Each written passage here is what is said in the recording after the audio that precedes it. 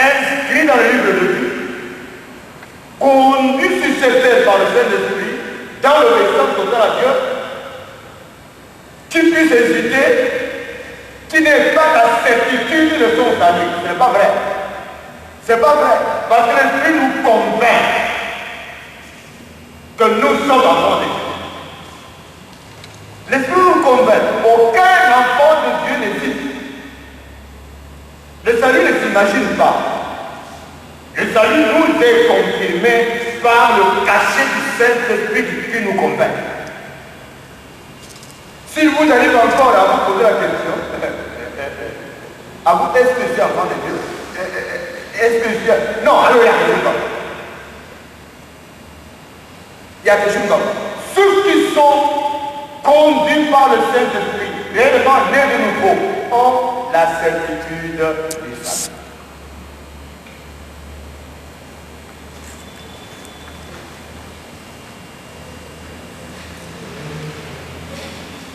Deux petites questions autour de cette parole. Et nous nous arrêtons. La première, que signifie Christ est ma vie? Quand l'apôtre Paul dit Christ est ma vie, qu'est-ce qu'il veut dire? La deuxième question.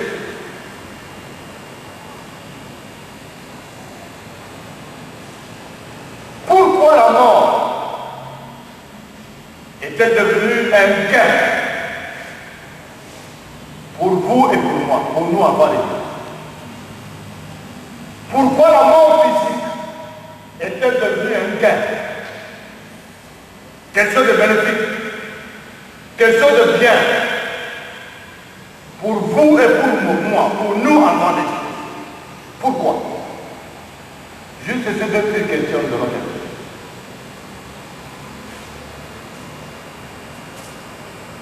Que signifie Christ est ma vie? Et l'autre apôtre Paul dit Christ est ma vie. Car Christ est ma vie, puisque Jésus-Christ est ma vie. Mais qu'est-ce qu'il veut dire par là? D'abord, il affirme qu'il appartient au Christ. D'abord, il affirme qu'il appartient au Christ parce qu'il a la certitude du salut. Il a la certitude du salut. Bien aimé, éprouvez un peu la paix que Dieu donne à ses enfants dans ce monde. Il y a une session avec le Seigneur qu'on ne peut pas dire avec le monde humain à ses bien-aimés. C'est impossible parce qu'on n'a pas le mot à dire. On n'a pas le mot à dire. L'apôtre Paul lui-même a été dans l'embarras pour dire tout simplement, imitez-moi. Parce qu'il y avait des expériences qu'il a avec le Christ qui ne peuvent pas traduire par les termes humains. Il n'en avait pas. Et il a dit tout simplement, imitez-moi. C'est tout. Bien-aimés, éprouvons un peu la paix que Dieu donne à ceux qui lui appartiennent. Éprouvons un peu ça. Quel que soit le tourbillon, quel que soit le problème de ce monde, devant la mort, devant des problèmes graves, devant de forces d'activation, devant des problèmes, un enfant de Dieu goûte une paix insondable. Dites Amen. Dites Amen. Prouvez un peu ce miracle. Vivez un peu ce miracle avec le Seigneur pour sentir comment Dieu est bon.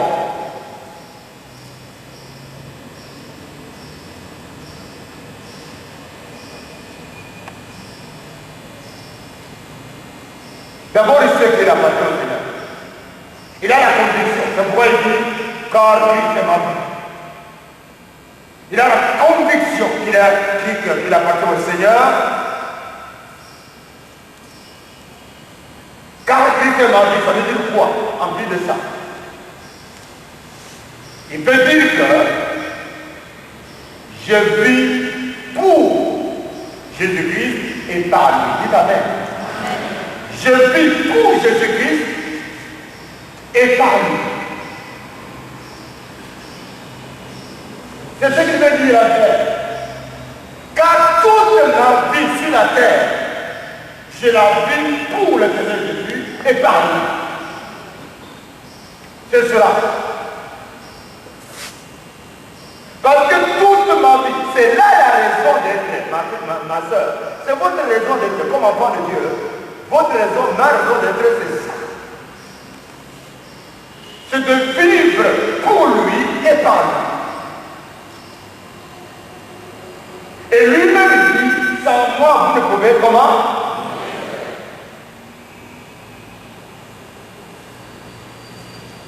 Le but d'être encore là, il y en a qui disent tout le temps, Dieu vient et prend. Mais il nous laisse encore, toi et moi. Pourquoi? Encore pour lui. Encore le servir. Encore pour lui. Oh, si nous vivons pour le Christ et grâce à lui. C'est pourquoi la Bible dit, à moi et à vous, mon frère et ma soeur, que vous mangiez, que vous viviez, que vous fassiez quelque autre chose. Faites tout comment? Pour la gloire. C'est là la raison d'être. Si nous sommes encore là sur la terre, c'est là la raison. Si moi et vous, nous sommes encore là aujourd'hui, vivants, la raison c'est ça. Il n'y a pas une autre raison. Accumuler le Dieu de ce monde, ok? Je ne prêche pas un évangile de pauvreté. Non, notre Dieu, l'or et l'argent lui appartiennent.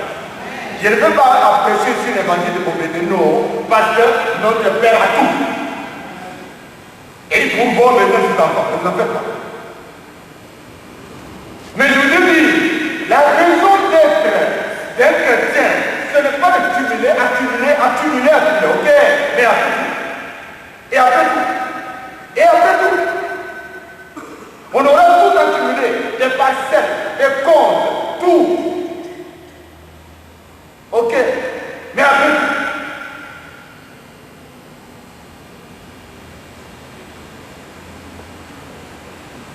C'est pourquoi l'apôtre Paul dit, car Christ est ma vie, c'est-à-dire, moi si je vis pour lui et par lui. Est-ce que c'est cela votre vie, ma soeur? Est-ce que c'est cela votre vie, mon frère? Je me pose à moi-même la question avant de vous la poser. Est-ce que vraiment moi je vis pour Jésus-Christ?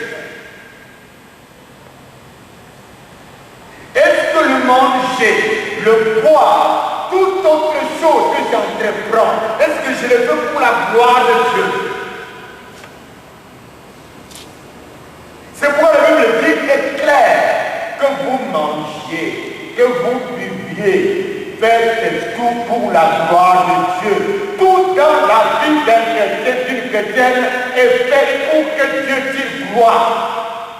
Dieu doit dire gloire dans ma famille, dans mon travail, dans mes relations. Tout en moi doit donner gloire au Seigneur. Dites Amen. 1 Corinthiens, chapitre 10, verset 31.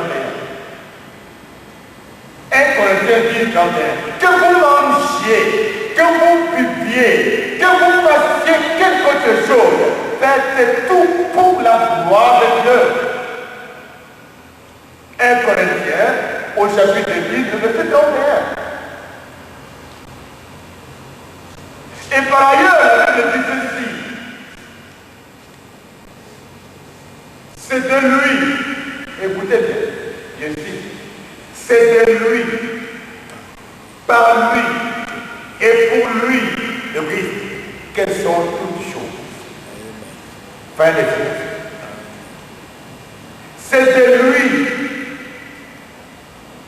pour lui et par lui que sont toutes choses. Tout est pour le Christ. Dans le monde. C'est pourquoi l'apôtre Paul dit, car Christ est ma vie, c'est-à-dire, puisque je vis pour lui et par lui. J'ai l'assurance que la mort est quelque chose de bénéfique pour moi.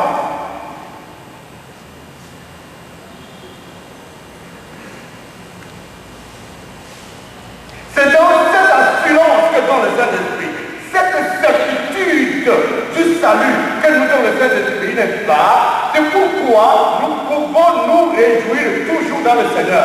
Réjouissez-vous, je le répète, dit l'apôtre Paul, réjouissez-vous toujours, pour ça, dans le Seigneur. Réjouissez-vous toujours. Que ce soit dans quelque chose de négatif, qui nous fait pleurer, qui nous fait des chagrins, qui nous fait des problèmes dans notre corps, la Bible dit réjouissez-vous toujours. Je le répète, réjouissez-vous toujours dans le Seigneur. Et l'apôtre Paul dit que ce soit dans la mort, que je quitte ce corps par la mort physique, que je reste dans cette chair, j'appartiens au Seigneur. Dans ce corps, comme en néolithique de ce corps, nous appartenons à Christ. Dites Amen. Dites Amen.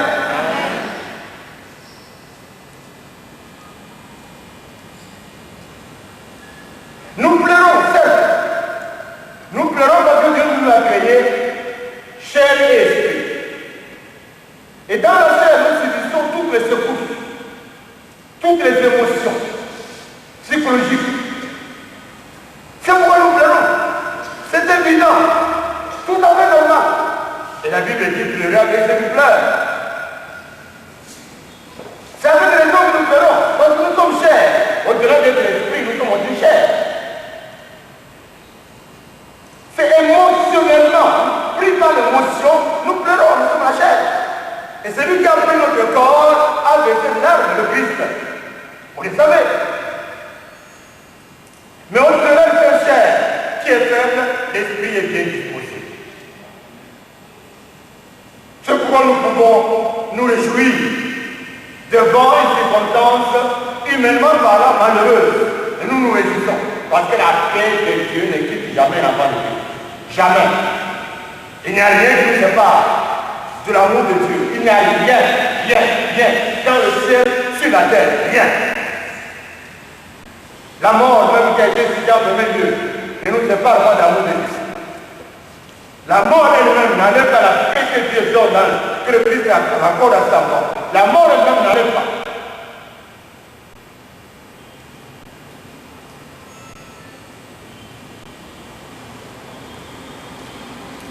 La mort n'était rien.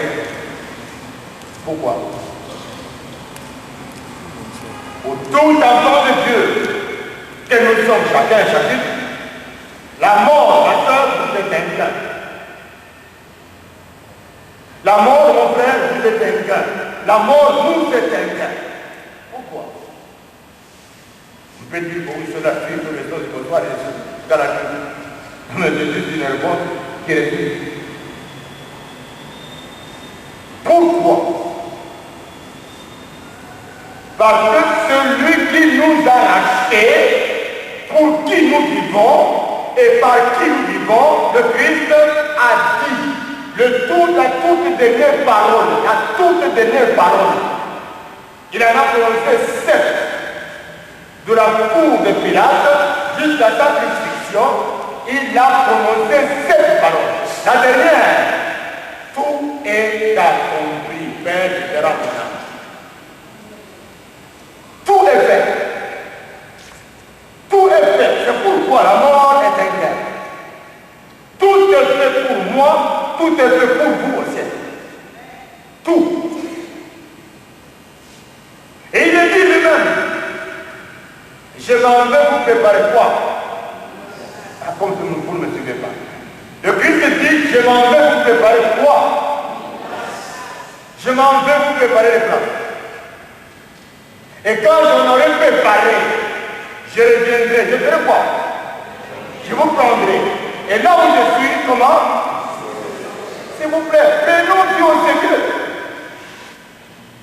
La Bible dit, ne ment point. Elle ne dit pas, il ne ment pas. Il ne dit pas ça. Dieu ne ment point. Tite chapitre 1, le verset 2. Dieu est un Dieu qui ne ment point. Ce qu'il dit, il a compris. Tite chapitre 1er, le verset 2. Dieu ne ment point. Ce qu'il dit, il a accompli. Il n'est pas un fils de l'homme pour se repentir de ce qu'il a dit. Il dit, je m'en vais vous préparer des places. Il y a plusieurs demeures dans la maison de mon Père. Il y en a plusieurs, et lui l'affirme. Lui l'affirme. Il y a plusieurs demeures dans la maison de mon Père. Et quand je vous aurai préparé pour vous, je viendrai et je vous prendrai. Là où je serai, vous y serez aussi. C'est une affirmation catégorique. Philosophée comme vous voulez, philosophons comme nous voulons, mais la parole de Dieu reste la parole de Dieu. Elle reste immuable éternellement vraie. Dites Amen. Dites Amen. Pourquoi l'amour est un gain? Parce que le Christ a tout préparé pour vous et pour moi. Nous qui sommes enfants de Dieu, qui croyons en lui sincèrement, nés de nouveau, inscrits dans le livre de vie, et qui marchons sur cette terre dans la grâce de Dieu. Tout est préparé pour nous. Tout et tout. Et quand je l'ai lu, moi, j'ai lu la chair de ce là, je l'ai lu et je l'ai suivi moi-même. Non seulement j'ai lu son témoignage, mais je l'ai suivi moi-même. Dans un film du siècle de ça, j'étais prédicateur, mais lui, il était là pour faire ce témoignage que j'avais lu avant. Dominique, qui a fait 4 jours dans la mort et qui est revenu. Un autre témoignage, il dit seulement, quand j'arrive au ciel, là, il me conduisait. Il me montre, regarde. Je regarde quelle maison. Il dit, je n'ai pas de terre humain pour décrire cette maison-là. C'est la chose de notre guide. 4 jours dans la mort, je dis qu'il est revenu. Il dit, je n'ai pas de terre humain pour décrire cette maison-là. Mais vu qu'il a marché après, je voyais, on a mis des noms sur chaque maison. Mais non, vous voyez quand on met là, on met la lumière. C'est clair, le nom est clair projeté dans une lumière, c'est ça. Il dit, mais à distance, on voit la maison, le nom sur la maison. Et plus il approche, elle s'approche avec l'âge qu'il conduisait, elle s'approche, et puis, elle commence à discerner le nom. Elle s'approche dans une blancheur, lumière éclatante, qu'elle ne peut pas décrire. Parce que Dieu vit dans la lumière. Dites Amen. Dites Amen. Et puis, il dit, bon, alors quand j'arrive, alors à la distance, elle a vu sa maison. Elle était dans la joie. Elle a vu une maison qui porte son nom. Elle était dans la joie. Et puis, ce qui est écrié, c'est qu'elle dit, toutes ces maisons-là, il y a des étoiles qui brillent. À part là où ça projette le nom, mais il y a des étoiles qui brillent sur les maisons. Et plus de là-bas, elle voit sa maison, mais sa maison, il y a une étoile qui ne donne pas. Alors elle pose la question à l'ange qui la conduisait, mais pourquoi sur ma maison là, elle avance, hein, elle avance dans sa maison, mais pourquoi cette étoile ne donne pas? Alors, c'est alors qu'elle va recevoir une réponse grave. L'ange va lui dire, c'est parce que tu vas rentrer. Il y a un travail que tu dois faire, et puis tu reviendras. Il a dit non, je ne veux pas. Mais c'est la parole de Dieu. Quand Dieu parle, vous contestez avec Dieu. Vous ne pouvez pas contester avec Dieu. Non, je ne rentre pas. Et là, je dis quand tu vas, tu rentres. Parce qu'il y a un travail que tu dois faire pour le Seigneur. Quand tu auras fait ce travail-là, cette étoile-là va s'allumer. Tu reviendras. Il n'y a personne qui a vu le ciel et qui a accepté de rentrer. Il n'y a personne. Parmi tous les témoignages que j'ai entendus, que j'ai lus, personne qui a eu la grâce de voir le ciel, là où le Christ a préparé des maisons pour nous, et qui a accepté de venir. Personne. Par conséquent, parce que puisque Christ est ma vie, Christ est votre vie, la mort, comment? Est un gain. S'il vous plaît, car tout est préparé pour nous. Tout, s'il vous plaît. Ce n'est pas toi et moi qui sommes encore des pèlerins vers l'éternité. Ce n'est pas toi et moi qui vivons bien. Non. C'est papa-là, avec les autres qui nous ont précédés, qui vivent dans les félicités éternelles. Dites Amen. Ce n'est pas nous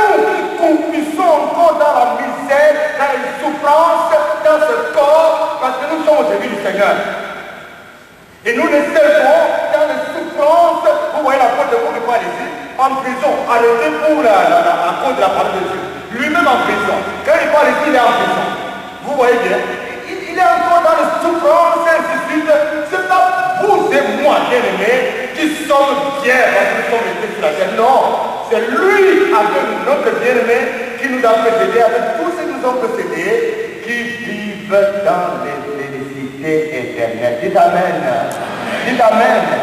C'est pourquoi Pierre, Jean et Jacques, sur la montagne de transfiguration, vous savez ce que Pierre a dit? Parce qu'ils ont vu le ciel. Ils ont vu le ciel. Et quand ils ont vu Moïse, Abraham parlait avec le Christ, l'audacieux, Pierre dit Christ, conclusion, combien de temples? Combien de temples? 3. Restons ici. Vous voyez, même eux-mêmes qui ont eu quelques minutes seulement pour voir le ciel. Ils n'ont pas voulu en voir. Vous le voyez bien. Par conséquent, Christ a tout fait pour vous, pour moi, pour vous mon frère. C'est pourquoi la mort n'est qu'un passage de ce voyage pour le pèlerinage, de ce pèlerinage pour arriver à commencer l'éternité. C'est pourquoi la mort est un cas.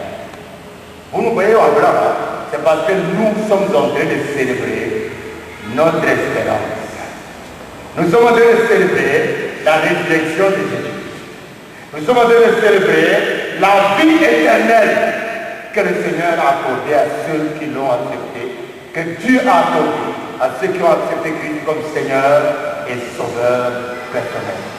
La mort, puisque Christ est ma vie, puisque Christ est votre vie, si vraiment Jésus n'est pas encore votre vie, si vous ne vivez pas encore pour Christ, si vous ne vivez pas encore pour lui, si tout dans votre vie ne lui donne pas gloire, si le péché domine encore dans votre vie,